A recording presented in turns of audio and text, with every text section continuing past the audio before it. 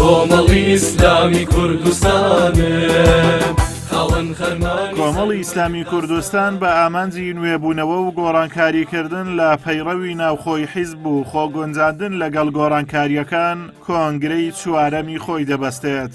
ئەندامانی کۆنگرەی چوارەمیش لە قەزای سۆران بە ئومێدەوە لە ئایندەی کۆمەڵ دەڕوان و پێیان وایە کۆنگرا کۆمەڵی ئیسلامی بەرەو پێشتر و گەشە سندنی زیاتر دەبات.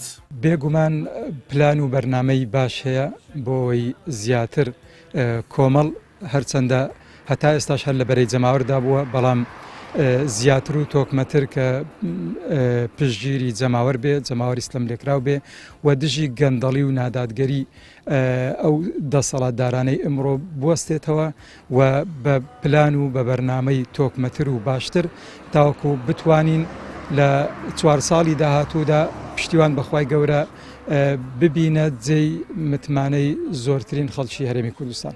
کۆمەڵ لەوەتەی دروست بووە حیزبی خەڵکە، حیزبی با بڵێین هەتاوەکو سەر ئێسقان داکۆکی کردووە لە مافی خەڵک، لە مافی هاوڵاتیانی خۆی، لە هاونیشتیمانیانی خۆی، لە خاچی خۆی و لە دینی خۆی.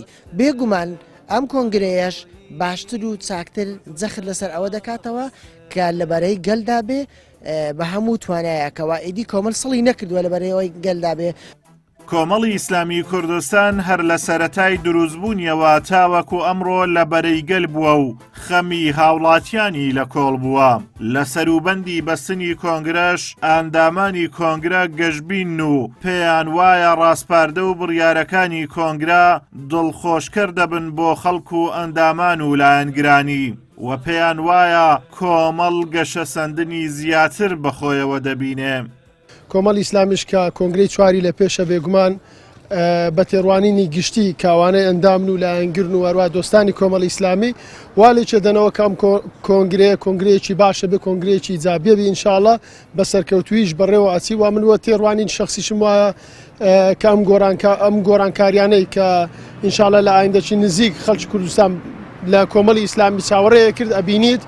بێگومان وەکو وتم ئەوڕۆ کۆمەڵ ئیسلامی لەو سەرچیوەیە دەرچووە کە تەنها خەڵکان ئەندامانی کۆمەڵ ئیسلامی چاویان لەسەر بەرک و خەڵکانی ئەلمانیشەوە بینین لە ڕۆژانە لە نەکان لە تەلەڤیزیۆن یاخود لە سایتەکانیان تەنها ئەڵێن تاکە لایەنێکەوە ئێمە بتوانین پشتی پێ ببەستین یاخود بە نوێنەری خۆمان بزانین کۆمەڵ ئیسلامیە ئەوانە هەرچەندە کەسانی ئەلمانینە یاخود کەسانی بێلایەنیشن بە شێوەیەکی گشتی بۆیە ئومێدەوارن ئەو کۆنگرەیە بێگومان پشتیوان بەخوا ئەم کۆنگرەیە هۆکارێکە بێت بۆی زیاتر متمانی خەڵکی بۆ خۆی مسۆگەر بکات.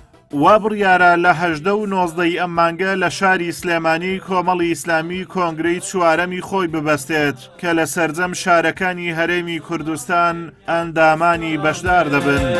ڕەنگی خەکێم پەیامی شەهیدانێم من کۆمەڵی ئیسلامی کوردستان لە گۆڕەپانی سیاسی هەرێمی کوردستان گەورەترین پارتی سیاسی ئۆپۆزیسیۆنە و سەرڕاستانە و بوێرانە کاری سیاسی خۆی کردووە و دژی گەندەڵی وەستاوەتەوە و هەمیشە لەبەرەی گەل بووە.